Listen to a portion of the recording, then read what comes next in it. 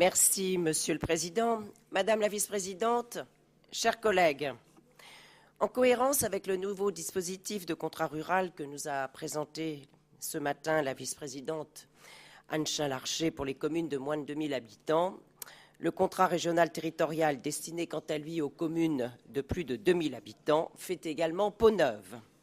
Ce nouveau contrat d'aménagement régional, élaboré en concertation avec les élus locaux, qui attendaient de la région à la fois cohérence et simplification, devient un outil enfin efficace.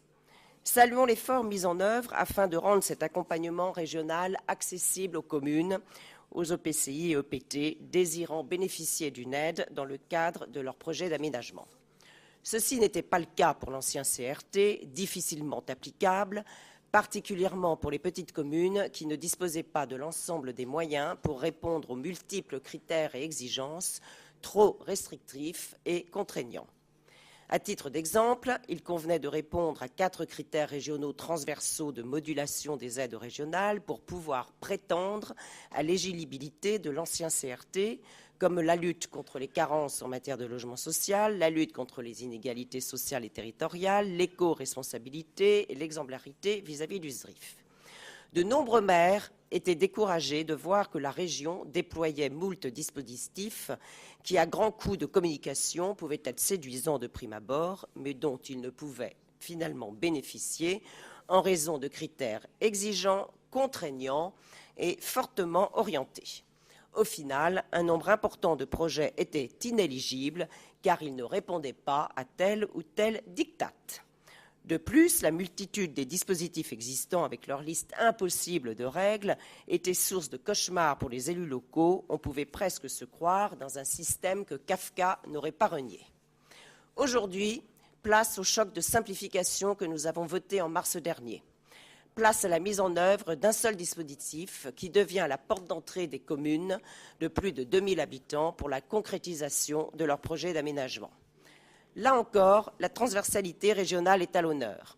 Les porteurs de projets pourront désormais utiliser ce CAR pour développer des chantiers dans les domaines de la culture, du sport, des loisirs, du patrimoine historique ou encore pour le soutien au développement d'aménagements de liaisons douces. Autre motif de satisfaction, et non des moindres, dans un contexte où les collectivités souffrent de fortes contraintes budgétaires imposées par l'État, ce dispositif régional permettra d'une part à des projets bloqués jusqu'alors de sortir enfin et d'autre part de faire émerger 2 contrats sous une même mandature, ce qui était inenvisageable jusqu'alors. La région joue ainsi pleinement son rôle de facilitateur et d'accompagnateur en proposant des dispositifs plus opérationnels pour les collectivités. C'est ce que les maires attendent de nous. Il convient de souligner que si nous simplifions les conditions d'accès au nouveau contrat, la région garde cependant un regard particulièrement attentif aux projets proposés qui devront être cohérents avec nos orientations régionales en matière d'environnement et d'aménagement pour une région belle et attractive, à l'image du dispositif des 100 quartiers innovants et écologiques qui rencontre un véritable succès auprès des maires de gauche comme de droite. La priorité est ainsi affirmée environnementalement parlant en faveur de la transition énergétique, de l'accroissement de la nature en ville, de la réduction et de la valorisation des déchets ou encore du développement de l'économie circulaire. Cela est essentiel et motive l'introduction d'un bonus environnemental pour tout projet présentant un axe volontariste et structurant, ce qui pour nous, et pour moi particulièrement, Madame la Vice-présidente, constitue une réelle et concrète avancée. Moins de critères ne signifie pas moins d'ambition, bien au contraire. Comme vous le voyez, chers collègues, nous sommes cohérents. Cohérents avec les territoires d'Île-de-France, car ce dispositif répond à leur complexité. Cohérents avec les élus locaux que nous avons écoutés afin de modifier un CRT qui méritait d'être ajusté et simplifié. Cohérents avec les orientations régionales que nous avons fixées en matière d'environnement et d'aménagement qui sont ici affirmées.